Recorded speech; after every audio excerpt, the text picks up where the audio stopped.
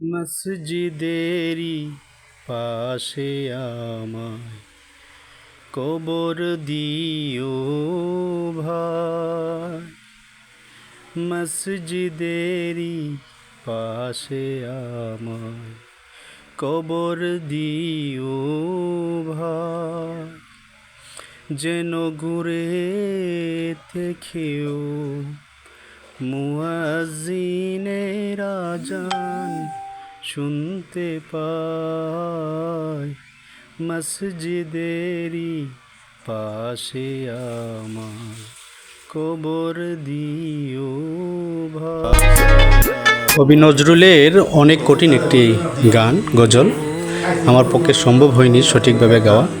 তবে নজরুলের এই মসজিদের প্রতি ভালোবাসা এবং তার মসজিদকে নিয়ে তার ভাবনা মতোই মধ্যযুগে প্রায় বেশিরভাগ ধার্মিক মানুষরাই এই মসজিদের প্রতি একটি ভালোবাসা টান সবসময় অনুভব করত। সেই টান থেকেই ওনারা তাদের সময়ে তৈরি করে গিয়েছেন অনেক সুন্দর সুন্দর মসজিদ। সুন্দর এই মসজিদটি হবিগঞ্জ উপজেলার সদর উপজেলার হোসেল গ্রামে অবস্থিত।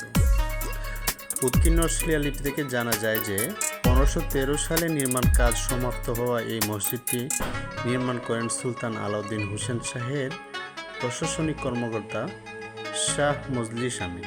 মসজিদের পাশেই আছে তার কবর বা মাজার। কালের বিবর্তনে একসময় মসজিদ সংলগ্ন এলাকা বিরান ভূমিতে পরিণত হয়ে জঙ্গল বেষ্টিত হয়ে পড়লেও পরবর্তীকালে এলাকার জনবসতি গড়ে উঠলে জঙ্গলে আবাদ করতে গিয়ে বের হয়ে আসে মসজিদটি।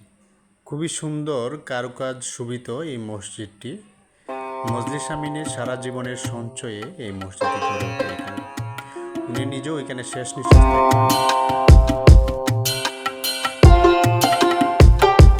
মসজিদের সকল দেয়ালই একই মাপের, যা 21 ফিট 6 ইঞ্চি।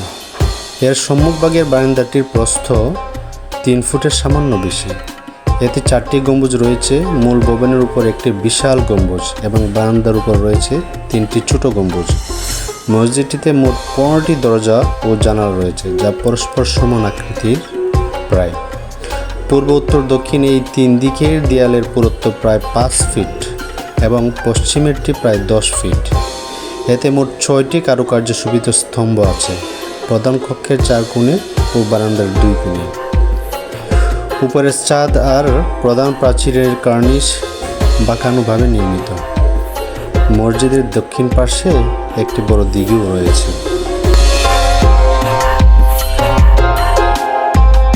মধ্যযুগের বেশিরভাগ মনীষীরাই তাদের সারা জীবনের সঞ্চয় ব্যয় করে মসজিদের প্রতি ভালোবাসা থেকে, তাদের মসজিদের প্রতি মায়া, ধর্মের প্রতি আকর্ষণ থেকে তারা এই ধর্মীয় স্থাপনাগুলি তৈরি করতেন এবং যে স্থাপনাগুলি আমাদের অতীতের যে ঐতিহ্য সেগুলোকে ধারণ করে এবং বহন করে। বাংলাদেশে কিন্তু যাই বললেন না কেন, সবচেয়ে বেশি যে আমাদের পুরাতন স্থাপনা সেগুলি হলো মসজিদ। তখনকার যারা ছিলেন তাদের বেশিরভাগরাই ধর্মভীরু ছিলেন এবং তাদের জীবনের সকল সঞ্চয় ব্যয় করে এরকম একটি মসজিদ তৈরি করতেন। ঠিক তেমনিভাবে মজলিস, ওই যে যার কবরস্থানের পাশেই আছে, সেই মজলিস আমিন, উনি হোসেন শাহের যে দরবার সেখানে উনি প্রশাসন কর্মকর্তা ছিলেন। তার জীবনে যে সঞ্চয় করেছেন তা নিয়ে এসে এই অঞ্চলে এই মসজিদটি তৈরি করেন এবং উনি নিজে এখানে স্থায়ীভাবে বসবাস করেন।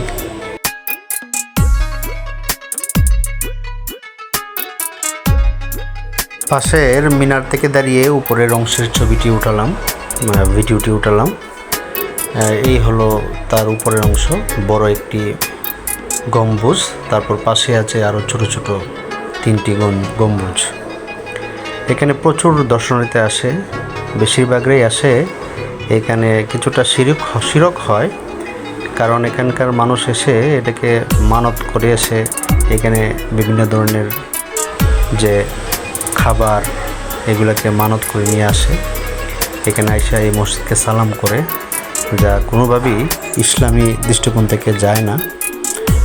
এই দেখেন মহিলারা আসছে, ওনারা বেশিরভাগ এসে যে সালাম করতেছে একজন মহিলা। শিরকের অবস্থানটি দেখুন। আমি এখন আসছি ঠিক ভিতরের এই ছোট ছোট যে 3টি গম্বুজ ছিল বাইরে থেকে আমি দেখিয়েছি, সেগুলির ভিতরের অংশ এগুলি। দেয়ালটা দেখুন কত পুরো, প্রায় 5 ফিটের মতো এক একটা দেয়াল এইদিকে। আর পশ্চিমের যেটা সেটা প্রায় 10 ফিট পুরুত্ব। ভিতর অংশটুকু তালা দিয়ে রাখা, তাই ভিতরে যাওয়া সম্ভব। বারান্দার অংশটুকু আমি আপনাদেরকে দেখেছি, এখানে মানুষ নামাজ পড়ছে। অত্যন্ত সুন্দর একটি কারুকাজ বেষ্টিত একটি সুন্দর মসজিদ। এই দেখুন কি সুন্দর কারুকাজ, মাশাআল্লাহ মাশাআল্লাহ। বন্ধুরা, আজ থেকে 500 বছর আগে এখানে মানুষ নামাজ পড়তো। আজও মসজিদটি এখানে মানুষ নামাজ পড়ে। কত শক্ত কাঠামোর উপর ভিত্তি করে এই মসজিদ নির্মিত হয়ে।